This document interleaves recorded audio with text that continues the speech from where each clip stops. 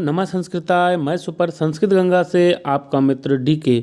मित्रों, हम लोग आज संस्कृत साहित्य में कादम्बरी कथामुख से संबंधित वस्तुनिष्ठ प्रश्नोत्तरी को करेंगे, जो संस्कृत से संबंधित सभी परीक्षाओं के लिए बहुत ही ज़्यादा महत्वपूर्ण है। तो चलिए मित्रों, देर ना करते हुए हम अपनी प्रश्नोत्तरी को आरंभ करते हैं।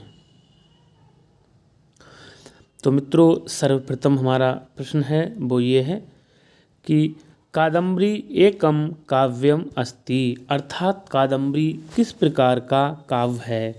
पहला ऑप्शन है आख्यायिका, या फिर इतिहासा, या कथा, या चंपू। तो मित्रों, आप लोग कंफ्यूज होंगे, कादम्बरी आख्यायिका है या फिर कथा है।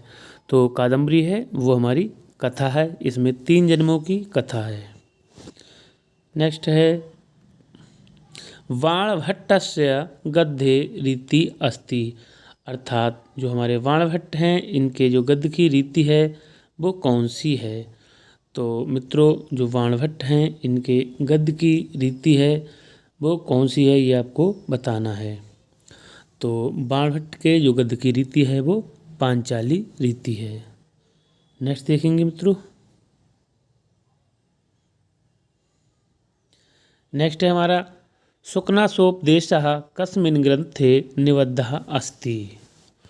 तो किस ग्रंथ में निबद्ध है मित्रों, तो कादम्बर्याम, अर्थात कादम्बरी में है। और नेक्स्ट है हमारा कादम्बरी कथायाम नायकस्य नाम किम, कादम्बरी कथा का जो नायक है उसका क्या नाम है। तो मित्रों, यहाँ पर जो प्रमुख रूप से नायक हैं वो चंद्रापीड, अर्थात चंद्रापीड हैं। नेक्स्ट है तारापीडस्य मंत्री कहा, अर्थात तारापीड के जो मंत्री हैं वो कौन हैं या उनका क्या नाम है। 5 का देखेंगे मित्रों, बहुत ही महत्वपूर्ण है। मित्रों, यहाँ पर शुकनासा, अर्थात ग्रंथ का नाम है शुकनास उपदेश, इसमें शुकनास ने उपदेश दिया है चंद्रापीड के लिए। और आगे है मित्रों कि चंद्रापीडः अवतारा, अर्थात चंद्रापीड किसका अवतार है। तो चंद्रमसा, अर्थात चंद्रमा, चंद्रापीड और शूद्रक, ये की है मित्रों। आगे देखेंगे मित्रों।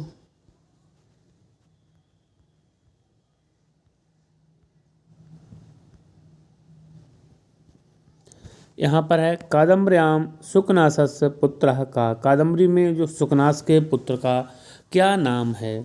7 का देखेंगे तो मित्रों, शुकनास के जो पुत्र का नाम है वो है वैशंपायना। क्या है, वैशंपायना, अर्थात शुकनास के जो पुत्र का नाम है वो वैशंपायन है। नेक्स्ट देखेंगे मित्रों। यहाँ पर है कादम्बर्याः मूलम स्रोतम किम, अर्थात जो कादम्बरी का मूल स्रोत है वो क्या है। तो गुणाढ्यस्य व्रत कथा, अर्थात गुणाढ्य की व्रत कथा। नेक्स्ट है मित्रों, यहाँ पर है कादम्बर्याः उत्तरार्धम कः विरचितवान्, अर्थात कादम्बरी का जो उत्तरार्ध रचा गया है, लिखा गया है, किसके द्वारा लिखा गया है। तो मित्रों, उनके जो पुत्र हैं, वाणभट्ट के पुत्र हैं भूषण भट्ट या फिर पुलिन भट्ट। तो भूषण भट्ट या फिर पुलिन भट्ट ने इनका उत्तरार्ध भाग, कादम्बरी का उत्तरार्ध भाग लिखा है, पूरा किया है।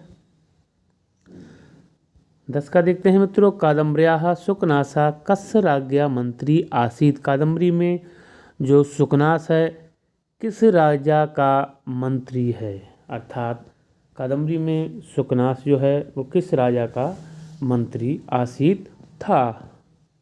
10 का देखते हैं मित्रों हम लोग। तो यहाँ पर हमारा राइट आंसर हो जाएगा तारापीडस। यहाँ पर तारापीड के मंत्री का नाम शुकनास है और जिन्होंने उपदेश दिया है चंद्रापीड के लिए। आगे देखेंगे मित्रों। यहाँ पर है चंद्रापीडः कस्य पुत्रा आसीत्, चंद्रापीड किसका पुत्र था। तो चंद्रापीड तारापीडस, तारापीड के पुत्र हैं। मित्रों, ये जो 12वां प्रश्न है ये बहुत ही ज़्यादा महत्वपूर्ण है, कई बार परीक्षाओं में पूछा भी गया है। यहाँ पर है लक्षम्या कुप्रभावितः राजा दर्शन प्रदानम अपि, यहाँ पर कुछ शब्द आएगा गणयंती, अर्थात लक्ष्मी से कुप्रभावित जो राजा होते हैं वो दर्शन देने को भी अर्थात प्रजा को दर्शन देने को भी गणयंती अर्थात गणना करते हैं, समझते हैं। क्या समझते हैं मित्रों? तो अनुग्रहम अर्थात अपने दर्शन देने को भी ये समझते हैं कि हमने जो है प्रजा के ऊपर अनुग्रह कर दिया है। तो 12 का मित्रों निश्चित रूप से हमारा पहला ही ऑप्शन सही है। आइए आगे देखते हैं मित्रों।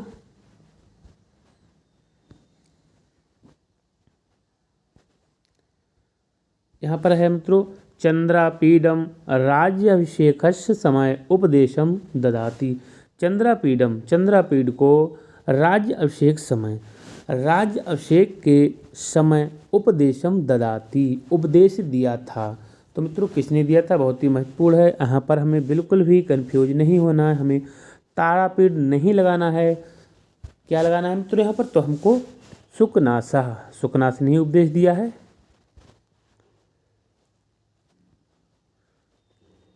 चौदह के मित्रों देखते हैं हम लोग। यहाँ पर है सुकनास उपदेशानुसारेण अहंकारस्य एकम प्रबलम कारणम वर्तते। सुकनास उपदेश के अनुसार जो अहंकार एक प्रबल कारण है, किसका है मित्रों? तो यहाँ पर हमारा राइट आंसर हो जाएगा गर्भे स्वरत्वम हो जाएगा। नेक्स्ट है यहाँ पर मित्रों गुरुपदेशस्य महत्वम अस्मिन् उपवर्णितम विस्तरेण अर्थात गुरु के महत्व को किस ग्रंथ में वर्णित किया गया है और वो भी विस्तार से किया गया है। तो कादम्बरी में ही किया गया है। 16 के देखेंगे मित्रों। यहाँ पर है निम्नलिखित अवतरणे रेखांकित पदानि कस्य विशेषणानि सन्ति अर्थात यहाँ पर विशेषण दिए हुए हैं, ये किसके हैं आइए हम देख लेते हैं। अति शुद्ध स्वभावमपि कृष्णचरितम अकरमपि हस्त स्थित सकल भुवन तलम राजानम अद्राक्षी कस्य विशेषणम अस्ति। ये यहाँ पर हुआ आया है राजानम अद्राक्षित, एक राजा जो वो थे। कौन थे मित्रों? तो यहाँ पर हमारा राइट आंसर हो जाएगा शूद्रकस्य। क्या है? शूद्रकस्य। ये शूद्र के विशेषण हैं, बहुत ही महत्वपूर्ण। ये भी परीक्षाओं में कई बार पूछा गया है। तो मित्रों इसको हमको अच्छे से कंटेस्ट कर लेना है, अच्छे से तैयार कर लेना है। नेक्स्ट है, ये भी परीक्षाओं में कई बार पूछा गया है कि सालमली वृक्ष वर्णनम कस्मिन काव्ये दस्ते। सालमली वृक्ष वर्णनम कस्मिन काव्ये दस्ते अर्थात सालमली जो वृक्ष का वर्णन है किस काव्य में हमको दिखाई देता है या फिर किस काव्य में इसका वर्णन आया है। तो सालमली वृक्ष का वर्णन कादम्बरी में ही आया है। 18 का देखेंगे। यहाँ पर है पुंडरीकः कस्मात् कारणात् मृता। जो पुंडरीक था वो किस कारण मृत हुआ था, उसकी मृत्यु किस कारण से हुई थी मित्रों? 18 का देखेंगे मित्रों। यहाँ पर हमें बिल्कुल भी कंफ्यूज नहीं होना है। तो यहाँ पर विरह तापेन, विरह के कारण जो है विरह के ताप के कारण उसकी मृत्यु हुई थी, उसने प्राण त्याग दिए थे। 19 का देखेंगे मित्रों। यहाँ पर हम लोग कादम्बरी कथायाम पुंडरीकस्य सखा का अर्थात कादम्बरी कथा में जो पुंडरीक है उसका सखा कौन है? तो मित्रों ये भी अच्छा प्रश्न है। तो पुंडरीक का जो सखा है वो कपिंजल है। तो मित्रों ये थे कादम्बरी से संबंधित हमारे बहुत ही महत्वपूर्ण प्रश्नोत्तरी। नेक्स्ट वीडियो में हम इससे आगे की प्रश्नोत्तरी को लेकर आएंगे मित्रों। तब तक के लिए नमः संस्कृताय। आपका दिन शुभ हो।